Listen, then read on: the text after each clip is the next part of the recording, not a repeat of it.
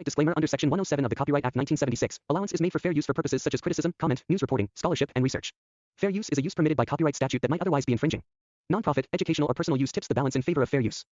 Disclaimer, मेरी आप सबसे गुजारिश है, ये वीडियो सिर्फ एंटरटेनमेंट के लिए। मेरी वीडियो का मकसद सिर्फ सोसाइटी में गंदगी फैलाने वालों को साफ करना है, तो लिहाजा इस वीडियो को अपने दिल के फेफड़ों पे मत लेना। ज्यादा तबीयत खराब हो तो किसी अच्छे डॉक्टर के पास जाकर अपना इलाज करवा ले। आदमी ने बेबी एलिफेंट के कान उठाए और उन पर हंसने लगा। ये देखकर उसकी माँ को गुस्सा आ गया और उसने उठाकर उसे पानी में फेंक दिया। बच्चा जाकर अपनी माँ के पास खड़ा हो गया। उसे पता है इससे ज्यादा महफूज जगह कोई और नहीं हो सकती है। ये बच्चा बड़े और अजीब कानों के साथ पैदा हुआ है। ये देखकर सर्कस के मालिक को गुस्सा आता है। सर्कस में सभी लोगों को लगता है कि बच्चा विचित्र है, लेकिन उसकी माँ को ऐसा कुछ नहीं लगता है। उसने जन्म देने से एक रात पहले एक आजाद पक्षी को देखा था। इतने दिनों तक सर्कस में बंद रहने के बाद उसने ईश्वर से प्रार्थना की कि उसका बच्चा पक्षियों की तरह आजाद घूमे। एक आदमी जो इन दोनों की देखभाल करता है वो एक पिता है जिसने जन्म के दौरान अपना हाथ खो दिया था। उसके 2 बच्चे हैं। लड़की को डर है कि बेबी एलिफेंट अकेला पड़ जाएगा, इसलिए वो उसके साथ रहने के लिए एक सफेद चूहे को ले आती है। लड़का एक पंख लाता है और फूंक कर बेबी एलिफेंट की तरफ कर देता है। ऐसा लगता है कि बेबी एलिफेंट को भी पंख बहुत पसंद है, क्योंकि पंख हवा में उड़ रहा होता है, इसलिए वो अपनी सूंड से पंख को उड़ाने लगता है जैसा कि लड़का उड़ा रहा था। पंख हवा में उड़ने लगा, लेकिन बच्चे की लापरवाही से पंख उसकी सूंड में चला गया। अचानक वो उत्तेजना से खड़ा हो गया, मानो वह भी एक पंख हो।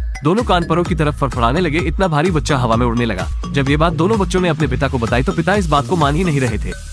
जब बच्चे पिता को बेबी एलिफेंट के उड़ने की बात बताते हैं तो वो उनकी बात पर ध्यान नहीं देते हैं। बेबी एलिफेंट सर्कस में पैदा हुआ था, इसलिए उसकी किस्मत पहले से ही लिख चुकी है। वो अपनी माँ के साथ थोड़े समय के लिए ही खेल पाता है और ज्यादातर समय उसे सर्कस की ट्रेनिंग में लगाया जाता है, सर्कस में परफॉर्म करने के लिए। क्योंकि बेबी एलिफेंट अपने बड़े कानों के साथ बहुत अजीब लगता है, इसलिए उसके कानों पर कपड़ा बांध दिया जाता है। अब जब उसे दर्शकों के सामने लाया जाता है तो दर्शक उसे देखकर बहुत खुश होते हैं, क्योंकि वो उन्हें बहुत प्यारा लग रहा होता है। लेकिन तभी बेबी एलिफेंट खड़ा हो जाता है, क्योंकि उसे एक औरत के सिर पर पंख दिख जाते हैं। अपनी लंबी सूंड से उस औरत के पंख वाली टोपी के पास पहुंच जाता है, लेकिन जब वो उठाता है तो औरत गंजी हो जाती है। इसके बाद बेबी एलिफेंट पंख को सुर से अंदर कर लेता है और फिर उड़ने की कोशिश करने लगता है, लेकिन उसके कान कपड़े से बंधे होते हैं। लेकिन तभी कपड़ा खुल जाता है और बेबी एलिफेंट दूर जाकर गिरता है। बेबी एलिफेंट के इतने बड़े कान देखकर सब दर्शक चौंक जाते हैं। वो उन कानों को नकली बताने लगते हैं और उसे वो एलिफेंट भी नहीं मानते हैं, उसे बहरूपिया समझने लगते हैं, इसलिए वो उस पर हंसने लगते हैं। यही नहीं, दूसरे हाथी भी उसके ऊपर हंसने लगते हैं। ये देखकर बेचारा बेबी एलिफेंट बहुत डर जाता है। अब वहाँ से भागने लगता है, जिसके बाद दर्शक उसके ऊपर खाना पैक कर मारने लगते हैं। सर्कस के बाहर उसकी माँ को महसूस होता है कि उसके बच्चे का सब मजाक बना रहे हैं। सर्कस के बाहर माँ को महसूस हो गया कि लोग उसके बच्चे का मजाक उड़ा रहे हैं, इसलिए वो ट्रेनर को छोड़कर सर्कस के अंदर चली गई। अपनी माँ को देखकर डरा हुआ बेबी एलिफेंट उसके पास आ गया। इस बार माँ को बहुत गुस्सा आ रहा था। वो अपने बच्चे को इस तरह से मजाक बनते हुए नहीं देख सकती है। वो सब दर्शकों पर दहाड़ने लगी, फिर उसने अपने पैर उठाए और जमीन पर बहुत तेज से मारे। मदर एलिफेंट को गुस्सा देख सारे दर्शक वहाँ से भागने लगे, लेकिन मदर एलिफेंट अभी नहीं रुक रही थी। अब उसने टेंट के पिलर को गिराना चालू कर दिया। पूरा टेंट गिरने लगा तो मदर एलिफेंट ने अपने बच्चे को अपने नीचे कर लिया। बेबी एलिफेंट टेंट में से निकल आया, फिर वो अपनी माँ को देखने लगा, लेकिन उसकी माँ को सर्कस वालों ने चैन में बांध दिया होता है। जिसके बाद बेबी एलिफेंट अपनी माँ के पास आता है, उसे देखने की कोशिश करने लगता है। माँ को भी पता चल जाता है कि उसका बच्चा बाहर से उसे देखने की कोशिश कर रहा है, इसलिए वो अपनी सूंड बाहर निकाल देती है। अब दोनों अपनी सूंड से सूंड मिलाकर प्यार करने लगते हैं, लेकिन दोनों अंदर ही अंदर उदास भी होते हैं। अगले दिन मदर एलिफेंट को बेच दिया जाता है। बच्चा अपनी माँ के साथ जाने लगता है। मदर एलिफेंट को एक छोटी सी गाड़ी में बंद कर दिया जाता है। बच्चा रोने के अलावा कुछ कर भी नहीं पाता है। अब गाड़ी उसकी माँ को लेकर चली जाती है, लेकिन बच्चा चिल्लाते चिल्लाते अपनी माँ के पीछे जाने लगता है। माँ के जाने के बाद बच्चा बहुत उदास हो जाता है, इसलिए वो खाना पीना सब छोड़ देता है।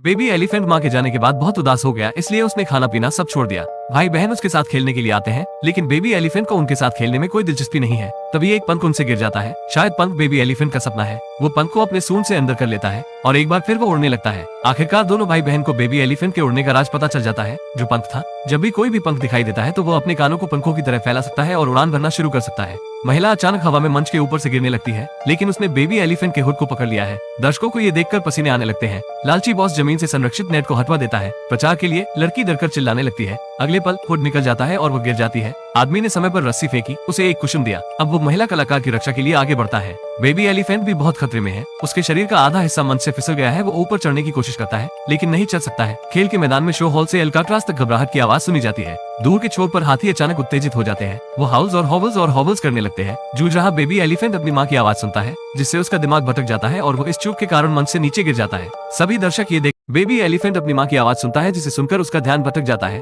जिससे वो मंच से नीचे गिरने लगता है। जब हर कोई चिंतित था तो बेबी एलिफेंट चमत्कारिक रूप से उड़ जाता है। दर्शक सदमे में थे। चारों तरफ तालियां बजने लगती हैं। ये बेबी एलिफेंट की सफलता थी, जिसने सभी को आराम दिया। कौन जानता था कि बच्चा प्रदर्शन नहीं कर रहा है, बल्कि वो बाहर निकलने की तलाश में था। वो अपनी माँ की तलाश कर रहा था। दर्शक सारे भाव चक्के रह जाते हैं। बेबी एलिफेंट प्रदर्शन हॉल से बाहर निकल आता है। वो ध्यान से उस जगह की पहचान करता है जहाँ से उसकी माँ की आवाज आ रही होती है। इस बार वो पंखों के उपयोग के बिना उड़ता है। इस बार वो अपनी जन्मजात का उपयोग करता है, प्रतिभा। इस बार वो आखिरकार एक असली डिम्बो बन जाता है। वो मनोरंजन पार्क की हवा में उड़ता है, जिससे वहाँ झूला झूल रहे प्रेमी डर जाते हैं। और आखिरकार उसने पार्क में अल्काट्राज के लिए उड़ान भरी। वो जानता है कि उसकी माँ यहाँ है। उत्साह से वो अपनी माँ की खोज करता है। बहुत अंत में उसने आखिरकार अपनी माँ की तलाश कर ली। कोई फर्क नहीं पड़ता कि वो कितनी देर अलग रहे, कोई फर्क नहीं पड़ता कि वो क्या बन गया। डम्बो हमेशा अपनी माँ की आवाज सुन सकता है। वो अपनी माँ की खुशबू को सूंघता है। वो अपनी माँ का चेहरा देखता है। वे एक दूसरे को अपनी सूंघ के जरिए बताते हैं उन दोनों ने एक दूसरे को कितना याद किया है। डम्बो की इच्छा है कि वो अपनी माँ से कभी ना बिछड़े।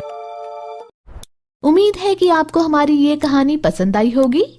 कृपया हमारे चैनल को सब्सक्राइब करें और सभी अपडेट्स के लिए बेल आइकन जरूर क्लिक करें। और हाँ, वीडियो लाइक और शेयर करना मत भूलिएगा।